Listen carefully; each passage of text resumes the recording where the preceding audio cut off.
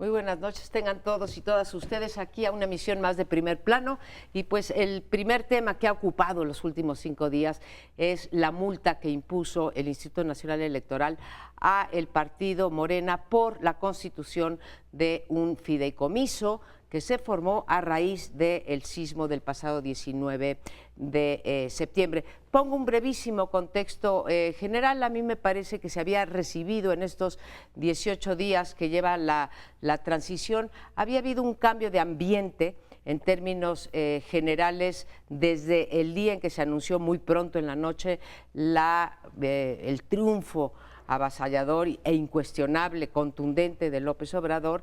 El propio López Obrador había mantenido, en vez de un discurso triunfalista al que pues tenía derecho, ¿sí?, dada la votación, un discurso pues muy conciliador, incluso donde él decía que le extendía su mano firme a todo y amistosa a todos. Hubo una excepción, nunca mencionó en esos discursos ni en los días subsiguientes cuando se juntó con el presidente en Palacio Nacional y con los empresarios. Hubo reconocimiento, creo que a tiros y troyanos, pero a una institución no le hizo ningún reconocimiento por la elección que fue precisamente al Instituto Nacional Electoral. Todos sabemos la serie de agravios que ha habido desde la elección de 2006. Bueno, ahora son otros, la mayor parte son otros consejeros, pero a mí sí me sorprendió porque hubo palabras para todos, ejército, para empresarios, mafia del poder, etcétera, pero no para el INE. Y luego viene esta resolución en donde me parece que lo primero que se rompe es ese llamado a la conciliación que hizo Andrés Manuel López Obrador desde el minuto 1 que conocimos su triunfo.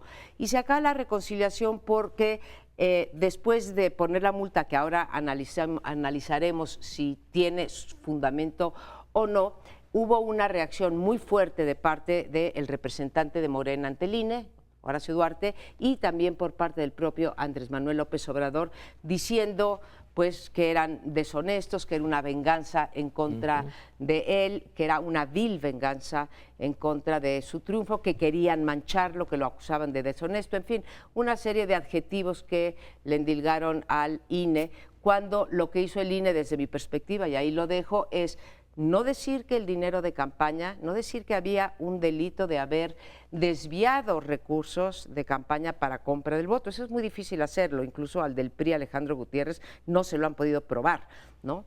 Pero sí que había una serie de irregularidades que lo obligaban al INE a darle vista a la FEPADE, al SAT y también a la Procuraduría General de la República.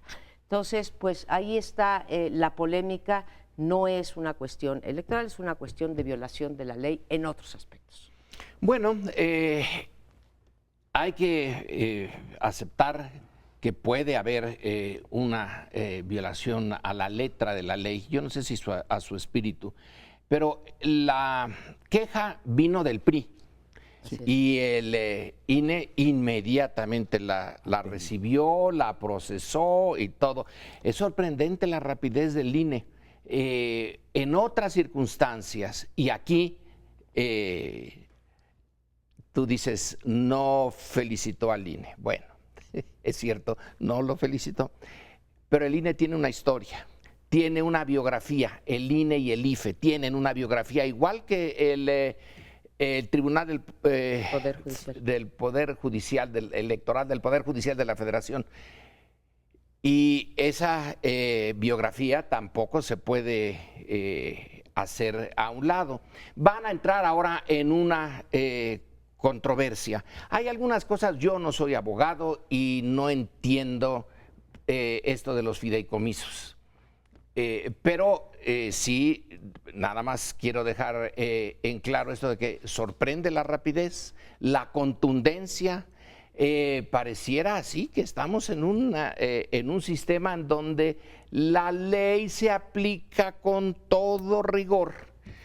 Y uno piensa, bueno, y Odebrecht y la denuncia de esos millones de dólares que se dieron exactamente en el momento de la anterior campaña presidencial, y que ya se dijo por parte de Odebrecht, les dimos este dinero.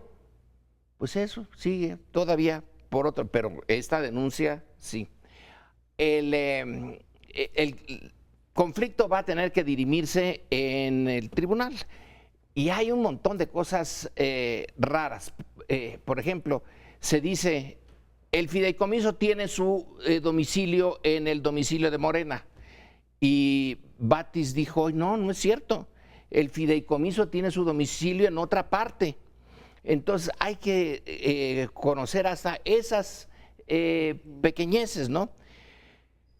Pero el contenido político sí no se puede quitar. Y la idea se expresa muy bien en las caricaturas de los periódicos, por ejemplo, es que este dinero sirvió para las elecciones. Tú dices, ya quedó claro que no, pero... No quedó claro, pero no hay esa acusación, ¿eh? Penalmente. Sí. Bueno, creo que este tema nos va a seguir ocupando durante varias semanas, si no es que meses. De entrada, señalar el contraste entre el 2000 y el 2018. En el 2000 solo fluyeron elogios al Instituto Federal Electoral porque por primera vez el PRI y el presidente reconocían la derrota y quien la anunció, la derrota del PRI de Francisco Labastida, y quien la anunció fue el presidente del IFE, José Woldenberg. Y se llenó de elogios. 18 años después, gana la izquierda, es un momento igualmente histórico, y si observamos, ha habido contados elogios al Instituto Nacional Electoral. Ha habido mucho autoelogio. Ellos sí se han dicho que se organizaron, que fue muy bien la tesis de Lorenzo Córdoba, una fiesta cívica, erradicamos el fraude electoral, no hubo nada. Puebla fue una anomalía de la cual más vale ni hablar, y además fue algo local, no nos compete, que lo resuelvan otros, no nos toca. Si a eso sumamos la poca credibilidad que despiertan la FEPADE y el Tribunal Electoral del Poder Judicial de la Federación, me pregunto si esta elección no sirvió también para mostrar que esa trilogía de árbitros simplemente ya no tiene los atributos para ser parte de un organismo imparcial, objetivo, porque aquí, y regreso al punto, lo que estamos viendo es un agarrón entre el árbitro electoral, que debía de ser sus fallos inapelables por objetivos, por bien demostrados, como amigos de Fox. Vicente Fox se la tragó, el PAN se enojó, pero Vicente Fox no dijo nada. O el Pemex Gate, lo multaron al PRI por $1,000 millones de pesos. Francisco Labastida también aguantó. Aquí tenemos que el ganador de la elección, incontestable, ilegítimo, apabullante, dice, no, es una vil venganza. Hay mar de fondo. Creo que estamos ante el agotamiento de los árbitros electorales y cierro con la urgencia de primero que entren voces alternativas. Hoy en la mañana en un espacio con Lorenzo, sugería que por qué Morena no invita al CIDE, a Mauricio Merino, a la Red para la Rendición de Cuentas, para que den una opinión no vinculante sobre este caso. Porque en estos momentos pues hay una proliferación, una cacofonía de acusaciones y contraacusaciones y que están confundiendo. Yo confieso, estoy confundido, tengo sentimientos encontrados. Habrá que leer los documentos para tener una opinión, pero lo que no me queda a mí la menor duda es que esta trilogía arbitral está históricamente agotada. Bueno, yo estoy de acuerdo con eso. Yo creo que estamos viviendo los últimos tiempos del sistema electoral de autoridades, tal como está organizado. Pero eso es una cosa. La cuestión específica del... Yo estoy de acuerdo porque ha demostrado ser mucho menos eficientes que el costo que han tenido, que ha sido multimillonario en un país con las carencias que tenemos. porque hay un exceso de burocratización, etcétera. Pero no voy a insistir en ese tema. Lorenzo decía que no entendía bien cómo estaba esto de los fideicomisos. Yo me voy a permitir dar algunos datos más bien de tipo legal para diferenciar. Hay una entidad pública que son los partidos políticos, ¿no? Que es de interés público y que recibe financiamiento público. Y los fideicomisos normalmente son fideicomisos, son entidades privadas. Esa es una primera diferenciación que hay que hacer. El fideicomiso de Amigos de Fox, que es el que se está usando como un referente, como un antecedente para esta multa, era una cosa distinta del Partido Acción Nacional. Y ni siquiera todos los miembros de ese fideicomiso, de esa figura privada, que eran Amigos de Fox, eran miembros del PAN. En este caso, sí estamos frente a una figura pública que es un partido político, independientemente de qué dirección tenía, todos los miembros de ese fideicomiso y los aportantes en un porcentaje muy alto, 80%. muy alto, un 60% de los aportantes a ese fideicomiso, que lo van haciendo de una manera, se han sacado las cámaras filmando las bancas donde fueron a hacer los depósitos, pues se hicieron en minutos las aportaciones privadas a ese fideicomiso. Y aquí la cuestión está para dirimirse en si hay cosas que hizo este partido que el partido no podía hacer, o si hay cosas que el fideicomiso hizo que no podía hacer tampoco, ¿no? Porque ahí está lo que va a tenerse que dirimir como conflicto. Sí. Y si está fundada suficientemente la puesta de la multa de 197 millones de pesos, o no está suficientemente bien fundada. Esto es algo que normalmente reclaman los partidos y están esperanzados en que casi siempre el tribunal rebaja las multas, por lo cual sí vamos a tener que seguirlo discutiendo.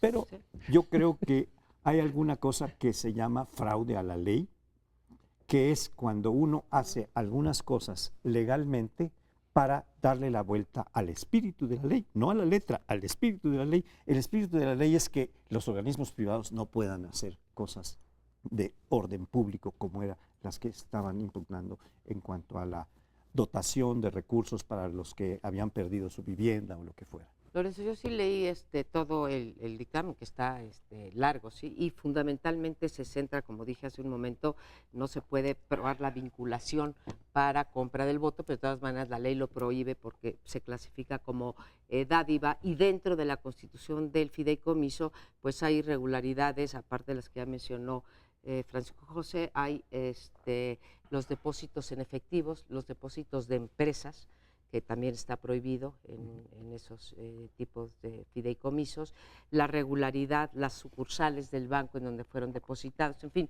están bien documentadas las irregularidades desde el punto de vista de un fideicomiso. Lorenzo, perdón, nada más, Batis dice que si lo lees con mucho cuidado, al final no está prohibido el depósito en efectivo. Bueno, está prohibido por ley, no solamente para partidos políticos. Ahora, está prohibido, pero en fin, en más de además, 5,000 como tú pesos dices, está lo va a prohibido. dirimir el 50,000. tribunal. Sí, son eso fue lo 50,000 que hicieron, pesos. pero ¿Eso fue fue? lo que más de hicieron. 5,000 está prohibido. Está prohibido. Tienes que tener el origen. Ellos ni siquiera están cuestionando el destino que haya ido para la cuestión electoral. Ahora, si nos vamos con tu argumento de que qué raro, que qué rápido, ¿sí? Que ahora sí se pusieron las pilas y averiguar. Nunca, lo hemos comentado muchas veces en este programa, nunca vamos a poder aplicar la ley, porque entonces también le va a pasar a Andrés Manuel López Obrador que cuando quiera procesar algo y lo haga rápido, sí, le van a decir, no, esto de la politización de la ley nos tiene enfermos a todos, y si no empezamos algún día, ¿sí? Esto no va a cuestionar, el triunfo de Andrés Manuel es incuestionable, no va por ahí, pero creo que sí tiene méritos esto, y que nunca pedí un reconocimiento o una felicitación al INE. Dije, ni siquiera hubo un reconocimiento, o sea, no se habló de la institución. Lo que me preocupa es, ¿qué va a pasar cuando la Suprema Corte o el Poder Legislativo se enfrente con López Obrador? ¿Va a ser esa la reacción? Pero en fin, tendremos tiempo con muchos ejemplos. Vamos a un corte y volvemos. Antes de entrar al tema, simplemente quiero recordar que hace 50 años, justamente en este día, se inició de una manera que nadie iba a pensar en ese momento, en sus conclusiones tan brutales, lo que sería el 2 de octubre. Esta vez, en esa ocasión, fue el pleito entre estudiantes en la Ciudadela. Ahora vamos al tema. Hace unos días hubo un seminario en el Colegio de México, parte de una fórmula que ya lleva mucho tiempo y que dirige Sergio Aguayo, sobre violencia y paz. En esta ocasión fue dedicado a un tema que nos va a llevar, ni modo, mucho tiempo en discutir y en actuar. El tema de la violencia, el tema del olvido, la justicia, la paz. Y la ponente fue la ministra en retiro, Olga Sánchez Cordero, que va a ser, todo indica, la siguiente secretaria de Gobernación. Y ahí, frente a un público donde había padres y madres de familia con desaparecidos, es decir, un público interesado directamente en el tema, además de los académicos, y teníamos comentaristas, Santiago Corcuera, Mariclera Costa, Mónica Serrano, académicos. Se pone sobre la mesa el tema de la justicia transicional para resolver este problema. Una justicia transicional que en el caso mexicano tendría que aplicarse mientras el país, si aceptamos la definición de Mónica Serrano, está en guerra, en una guerra interna. Ese es el tema.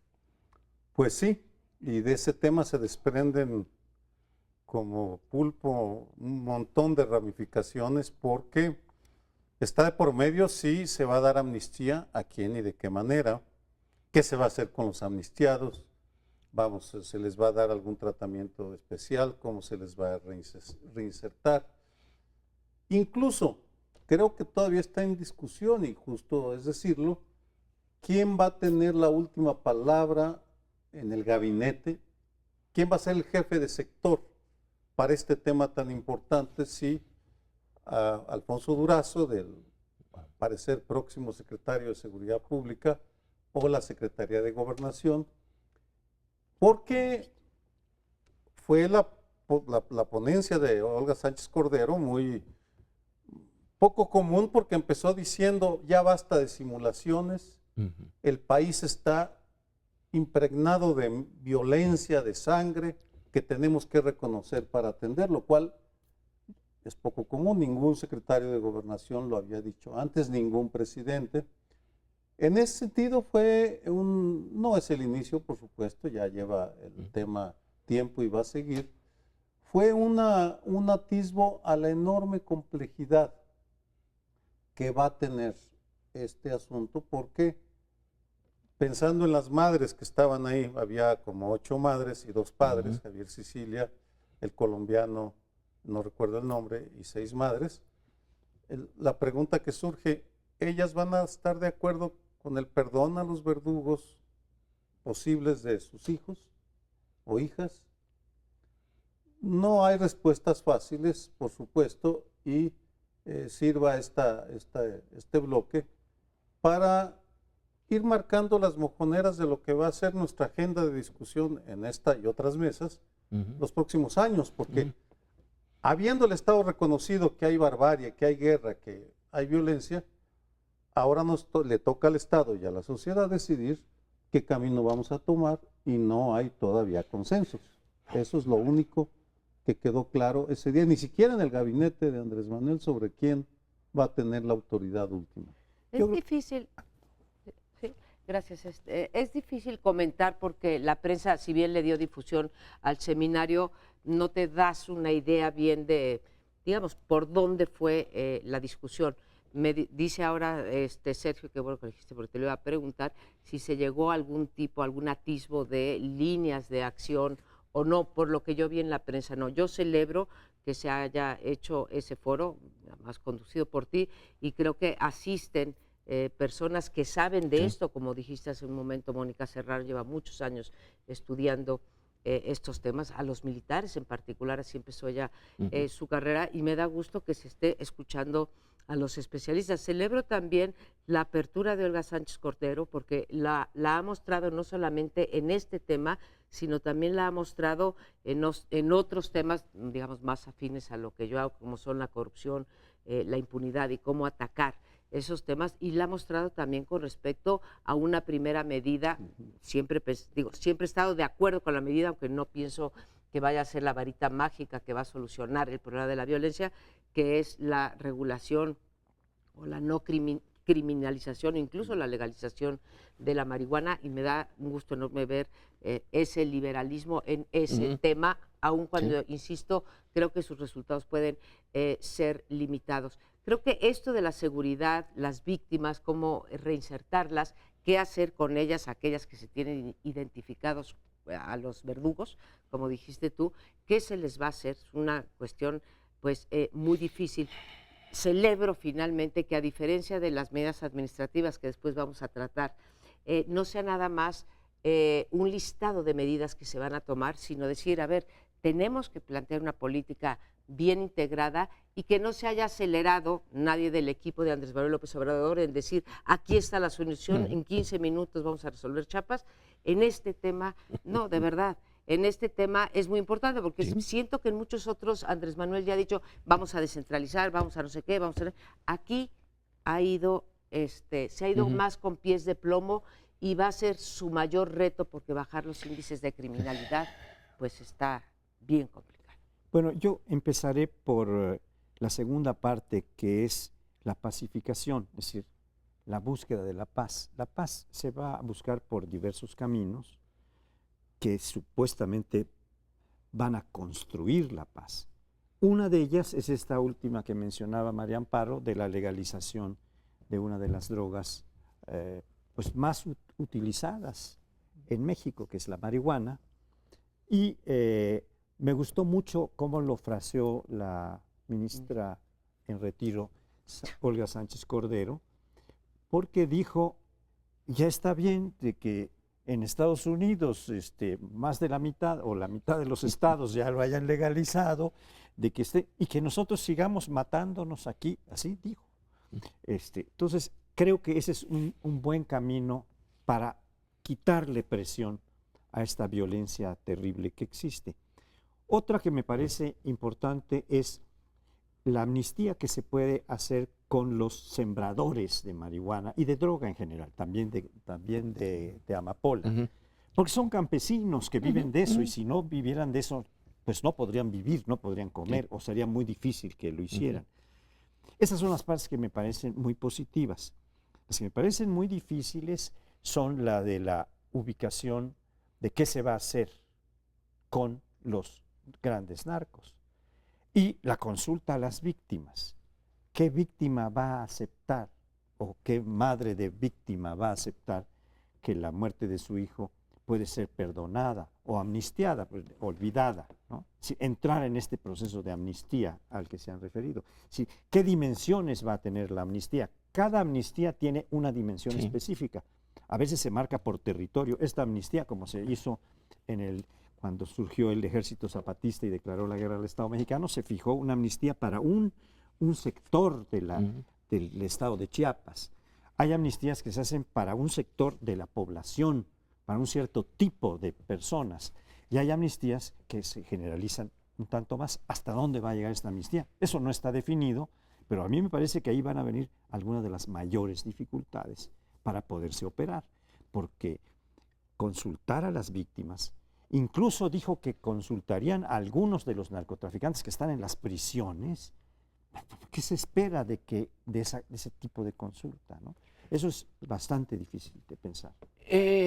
Fue un poquito más complicado y no tenemos tiempo. En primer lugar, se dijo primero las comisiones de la verdad.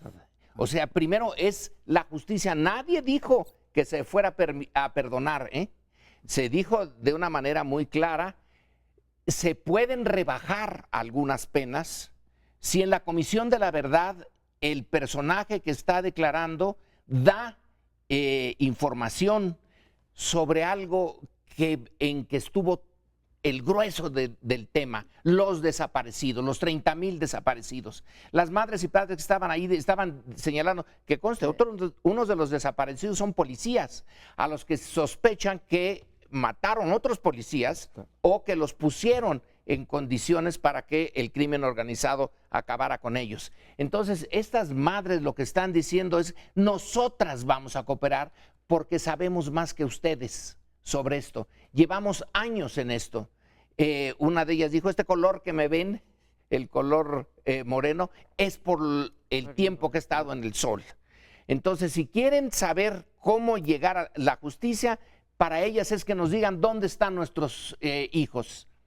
Y para que eso lo puedan hacer bien, porque nos han fallado todas las otras autoridades, lo dijeron de una manera clarísima, que les habían fallado, entonces nosotros queremos participar. Y Cecilia dijo de una manera muy clara, esto de amnistía, no, porque es amnesia, y amnesia es olvido, y no se olvida. Y también Sánchez Cordero dijo, no se va a olvidar, y se va a hacer justicia. Se van a hacer varias comisiones, luego se dijo, no, debe ser una sola, y finalmente hay un montón de cosas. La ayuda internacional. Porque ¿quién va a ser el fiscal que esté al frente de esto? ¿Que lo maten? ¿Alguien mexicano? Entonces tiene que venir alguien de fuera y México debe de pedir, eso fue Santiago Corcuera, ¿no? Que insistió mucho, debe de pedir que alguien de fuera venga. Guatemala. Hay una dimensión que mencionó María Amparo que le da la densidad que tuvo el evento. Ajá. En este tema es observable y medible el nivel de la discusión tan serio que ya hay. No quiere decir de ninguna manera que se vaya a traducir en política pública, porque esa es otra dimensión. Hay instituciones, leyes, inercias, intereses de secretarías de Estado que no van a querer que se escarben el asunto, pero lo que dejó un buen sabor de boca fue que, o al menos a quienes estuvimos presentes, que fue posible un diálogo público entre el sector público futuro, que todavía no está, víctimas y académicos, y el resultado fue una síntesis de que se identificaron las vertientes, las arterias por las cuales tiene que ir la discusión hacia el futuro. Y por eso fue un día muy grato, muy intenso, pero muy grato. Bueno, nos vamos a un corte, espérenos y volvemos en unos minutos. Conocemos el contenido y hay que agradecerle a Andrés Manuel López Obrador y a Marcelo Ebrard que lo hicieron público todo, 7 cuartillas a doble espacio de la carta enviada por Andrés Manuel López Obrador a Donald Trump. 3 comentarios sobre esta carta que está dando también mucho de qué hablar. El primero, que tiene aspectos novedosos, resalto algunos. El principal es la idea que ya había lanzado en Tijuana Andrés Manuel de una especie de alianza para el progreso. El concepto, la idea estaba mal elegida, pero el concepto estaba bien. Vamos uniéndonos en un programa para el desarrollo de América Central y México para frenar la migración. Ahí lo que él dice es México aportaría fondos junto con Estados Unidos para desarrollar y crear 3 filtros que detengan la migración a Estados Unidos y que la hagan voluntaria. Primero, en América Central. Segundo, el desarrollo del sur, que incluye un tren rápido de Cancún a Palenque, pasando por Calakmul, maravilloso lugar. Todos esos lugares son maravillosos. Y un ferrocarril transísmico con una zona franca en Tehuantepec y luego una zona franca también en la frontera norte. Hasta ahí todo bien, es un buen proyecto, pero Andrés Manuel o quienes le ayudaron a hacer la carta se les pasó a desarrollar el cuarto ingrediente, porque hablan de que van a discutir migración, comercio, desarrollo y seguridad. De seguridad no dijeron nada, porque es la parte incómoda de la relación. Porque el último párrafo, que desafortunado, deja ver ese impulso natural que tienen muchos gobernantes a querer complacer al señor de Washington, al señor de la Casa Blanca, con lo cual se demerita, porque vamos, ¿cómo pueden hablar de seguridad sin mencionar el tráfico de armas, el consumo de drogas y temas ahí sí que nos dividen, o el muro? Pero, en fin, es lo que hay. Vamos a ver cuando Donald Trump lance su primer tuit agresivo, si existe un plan de contingencia para tratar a la agresividad de ese señor. Hubo un punto en que sí tocaron la cuestión de seguridad en la carta, Sí. quiero decir. Cuando habla de los fondos que se van a aportar para el desarrollo, un 75%, estoy sintetizando, y un 25% para seguridad de la Claro. frontera. Esa fue la única mención que yo recuerdo. También Correcto. estuve estudiando un poco la carta. Me parece que es una carta muy contrastante con lo que había venido diciendo o proponiendo López Obrador, de que era totalmente distinto y ahora de Trump, y ahora lo que resalta la carta son todas las cosas en las que puede haber identidad o identificación entre uno y otro. Por ejemplo, dice cosas como que nosotros, usted y yo, sí cumplimos con lo que ofrecemos. Y ni Trump lo ha podido cumplir, porque muchas cosas que dijo que iban a hacer, llegaban sus asesores, le decían, eso no se puede hacer, presidente. Entonces ya le buscan por otro lado, ¿no? Quiero tanto dinero para el muro, no puede usted tener, le podemos dar tanto. Y así, eso va a pasar, pasaría con cualquier gobierno de cualquier parte del mundo. Una cosa es plantear una meta y luego lo que se va pudiendo lograr puede ser el 50%, el 60%, el 70%, porque muchas condiciones, entre ellas las legales, pero no solo las legales, la de los intereses creados que van influyendo, no se van a poder hacer. Creo que algo decía en uno de sus artículos, Lorenzo, a propósito de esto, o no sé si te interpreté mal, pero va a ser una, como dijo el nuevo rico de la cultura, queriendo hablar de la Odisea, dijo, esto va a ser una odalisca. Bueno, eso es lo que va a pasar. ¿Queriendo decir Odisea? Por decir Odisea, dijo, esto fue una odalisca. Bueno, pues esto es lo que va a pasar. Esto es una odalisca. No van a poder cumplir la cantidad de cosas. Y yo me voy a ocupar de presentarles un tema, el próximo tema, donde voy a hablar de estas cosas. Pero por ahí lo dejo. Bueno, la carta debe de ponerse en un contexto muy duro para nosotros. En esta relación México-Estados Unidos somos la parte débil y muy débil comparada con la norteamericana. Entonces lo que aquí, a mi juicio, es una interpretación, lo que aquí Andrés Manuel hace es presentar las puras cosas positivas, no entrar en controversia, como dices tú, dónde está lo de las armas, dónde está lo de los niños separados de sus padres, etcétera. Eso no lo pone. Pone la parte positiva. Yo creo que Trump no va a querer tomarle a Andrés Manuel la palabra. Pero entonces va a quedar, por lo menos como registro para la historia, que a la hora de iniciar, el lado mexicano le propuso algo que no ha habido más que en momentos de extrema urgencia. Estados Unidos apoyando a México y a América Latina. Lo hubo durante la Segunda Guerra Mundial. Y vaya que ahí sí sacamos una tajada buena. Se nos redujo a cosas ridículas la deuda, las reclamaciones, el acuerdo de comercio, estaban los de braceros, bueno, lo del acuerdo para pagar el petróleo, una belleza. Y cuando terminó la guerra, cuando México propone seguir con esto en la conferencia de Chapultepec, le dice, no, olvídate, aquí te rasgas con tus propias uñas. Trump no es de los que van a entrar en acuerdos multilaterales, los odia.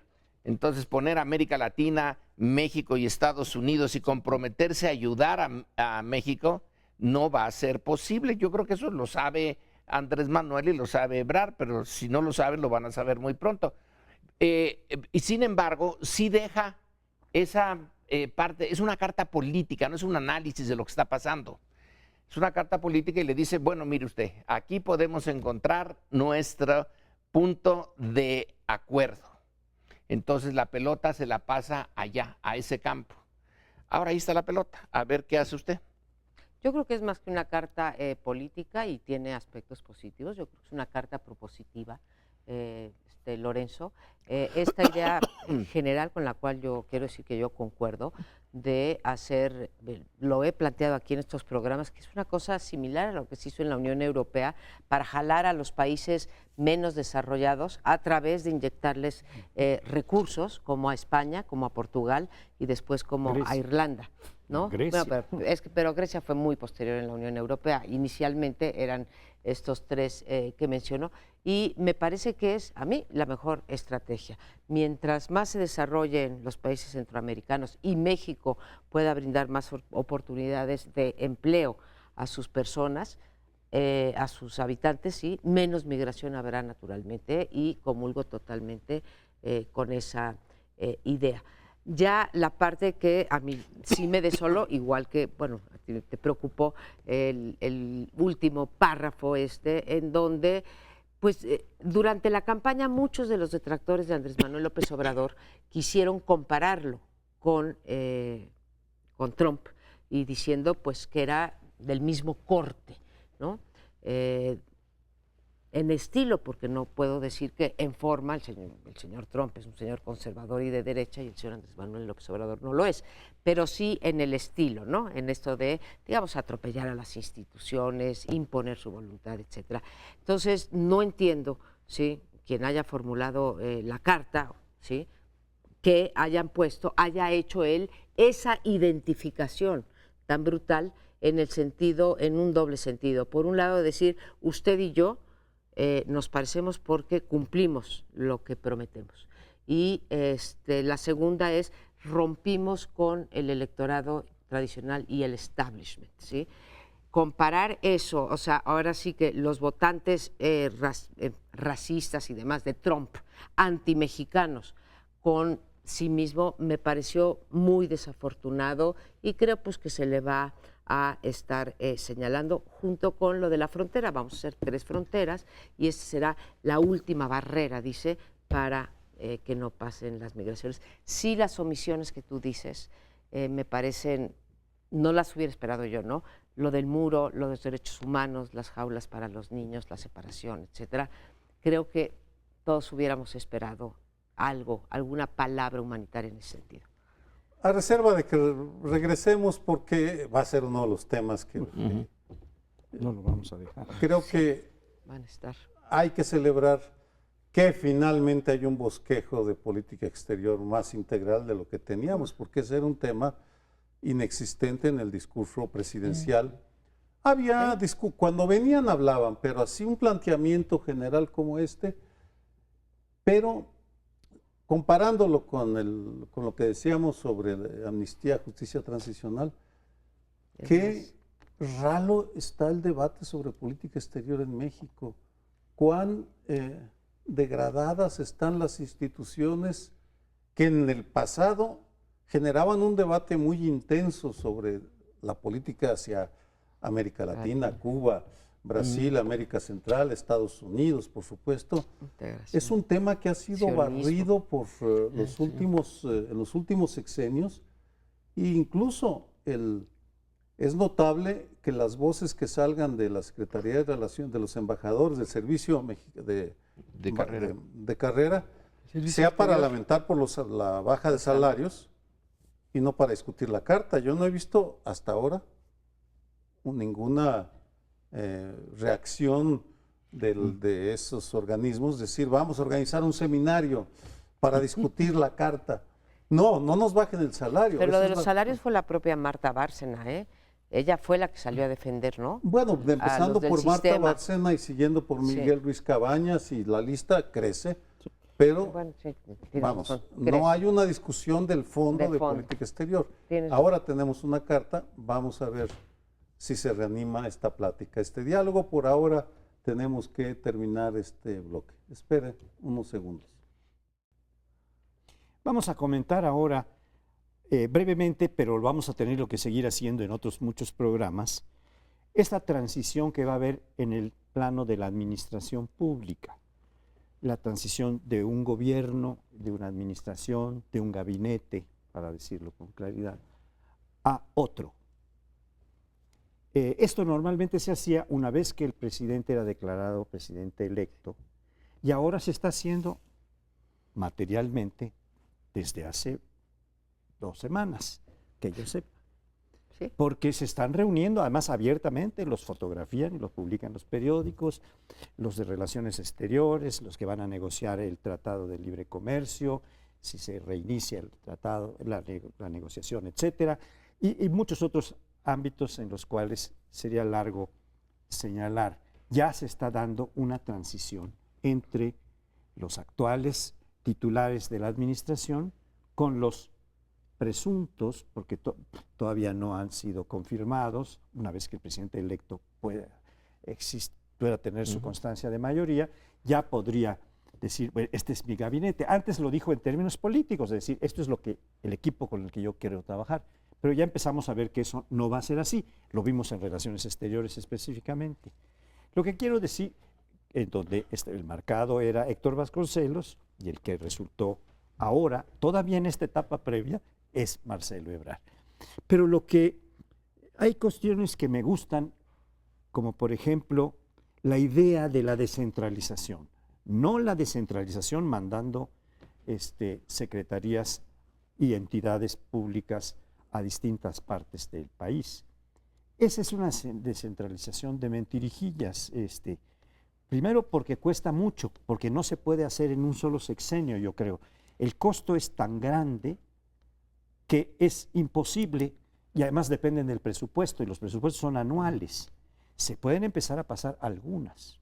Hay otras cosas que me gustan, por ejemplo, bajarle los salarios a la administración pública vinculados al presupuesto, que es como dice la ley que hay que hacerlo, lo dice la Constitución, en su apartado B dice que no se podrán reducir los salarios de los funcionarios públicos o servidores públicos.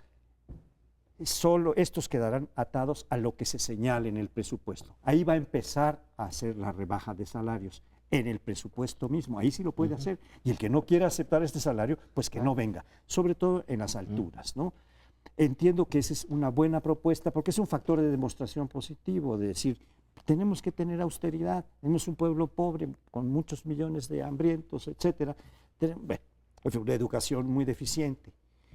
Creo que en este caso estamos frente a una situación sumamente difícil de llevar a cabo. Me refiero a la de las descentralizaciones de 22 entidades a puntos muy remotos que no tienen siquiera las condiciones para recibir, como puede ser la Secretaría de Turismo en Quintana Roo, en la capital de Quintana Roo, donde no se quiere ir nadie. ¿Por qué? Pobres. ¿Por qué? Pues no se quiere ir Nadie quiere a a Chetumal. Chetumal, oye, tan Nadie bonito quiere a que es, Chetumal, ¿verdad? todos Tan querrían ir bonito que es. a Cancún a lo mejor, pero a Está Chetumal cerquita no. Bacalar y La cosas así. Laguna de Bacalar, ¿Verdad? Calakmul. Oye, a ver, la verdad que son interesantes los 50 puntos que vienen en este documento, lineamientos para la política anticorrupción y de austeridad republicana.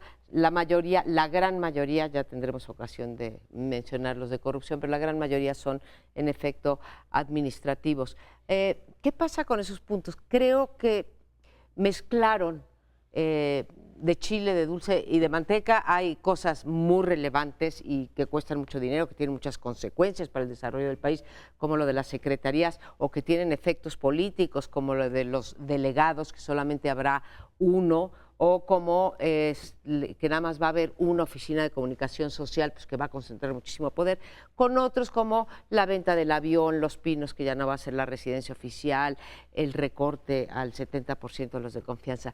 Creo que hubiese merecido, o bien no sacarlos o irnos dosificando. Y cuando digo no sacarlos no es no escondernos, sino pensar más a fondo cuál es el diagnóstico, cuáles son las medidas y cómo se sustentan, y después cuáles podrían ser sus consecuencias. Y entonces tener una cosa redonda para cada una de estas 50 medidas, algunas de las cuales me parecen más que justificadas, esta barbaridad de privilegios que hay en términos de coches y que tienen que ser del año, y en fin, y los viáticos, en fin, hay muchas cosas.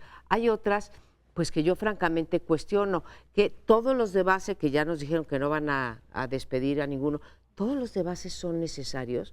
Yo creo que todos los de base fueron creciendo conforme pasaron los años, y habría que ponerle una lupa también a esos, y a lo mejor resulta que de ahí hay el 25% o el 10 o el 5% que no sirven, y en cambio de los de confianza, ¿por qué un 70% y no un 50% o un 90%, ¿no? Dependiendo. Entonces, son todas medidas, la gran mayoría populares, quiero insistir, no estoy diciendo populistas, digo populares, pero que tienen muchas consecuencias que merecen ser analizadas cada una por sus méritos. Entonces, querer dar una cosa así, y creo que va a tener que tener cuidado López Obrador con eso, porque está fijando las agendas en este país, y entonces, claro, estamos mirando con lupa, ¿no? Lo del gabinete, que fue con lo que empezaste, Francisco José, es una medida distinta a todas las anteriores. Aquí el gabinete lo presentó con mucha antelación, ¿no? Sí. No es, dices, hace 2 semanas. Político, en la campaña. Fue en la campaña, porque podía hacerlo. Otros partidos no lo presentan más que hasta el final, porque si hicieran la publicación de quién va a qué secretaría, se le echaría encima una parte de su grupo, de su partido. Entonces lo nombraban ya a los agraciados hasta el final, para que los que querían entrar pero ya no entraron, ya fuera muy tarde y ya no hubiera forma de que mostraran su disgusto más que personalmente. En este caso se puede adelantar, y se adelanta en realidad su trabajo. Están trabajando desde hace meses. Entonces esto ya va adelantado, porque sí tienen muchas cosas que quieren cambiar y muy poco tiempo. Y muy pocos recursos. Y muy pocos recursos. Hay algo que sí, a mí en lo personal pues sí me preocupa. Todo el mundo dice me preocupan, hay un montón de cosas que a mí me preocupan, y la verdad es que no les preocupa nada. Pero a mí sí me preocupa el tema de la seguridad. De la seguridad del presidente y de los miembros del gabinete que están encargados de la seguridad. Porque si, como decíamos en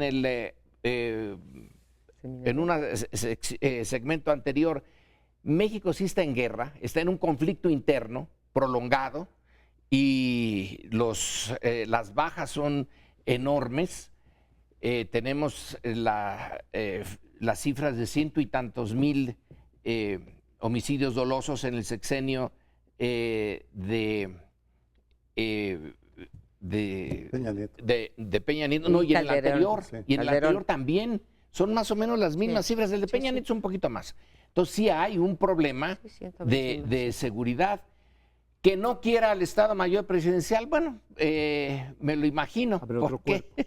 Pero hay que tener un sistema de seguridad. No existe ningún país que no tenga un sistema de seguridad para su ejecutivo, aunque sea chiquito, más pequeñito, más inteligente, que no le esté, hoy se pone usted esta pijama, señor presidente, hoy le tocan estos trajes, etcétera, que sí hay. Sí, no, claro, sí había. Hay. A mí me dijeron que había alguien encargado del traje que se iba a llevar todos los días. Claro. Pero la seguridad sí es un tema importante. Ahora, también los dio a conocer. Sí, perdón. Perdone usted. Iba a preguntarle una cosa. Queda poco tiempo. Simplemente para recordar al auditorio que estas 50 medidas tienen efecto en cadena, en cascada, dirían los economistas, y lo ilustro con dos medidas. La reubicación de secretarías de Estado, buena, mala, costosa, viable, significa una reducción en el saqueo urbanístico de la capital, porque todas las construcciones de edificios tienen, algunas de ellas, la lógica de estar cerca de las secretarías de Estado. En el caso de la reducción a la mitad del gasto en publicidad estatal, Peña Nieto se habrá gastado 60,000 millones de pesos. Supongamos que en el sexenio, Sí. que se reduce a la mitad 30,000 millones de pesos. ¿Cuántos medios de comunicación se verán afectados por la baja en la publicidad oficial? ¿Cómo repercutirá eso en el panorama mediático solo de la Ciudad de México? Estamos hablando, pero también en provincia, en diferentes estados. Habrá una presión sobre gobiernos de los estados y los municipios. Es decir, Alfonso Navarrete, el secretario de Gobernación de Peña Nieto, dijo, es posible que haya un cambio de régimen. Es correcto. Bueno, aunque esto de la descentralización nos va a tomar otros tiempos, vamos a tener que concluir este bloque. Nos vemos la semana entrante en Primer Plano. Muy buenas noches.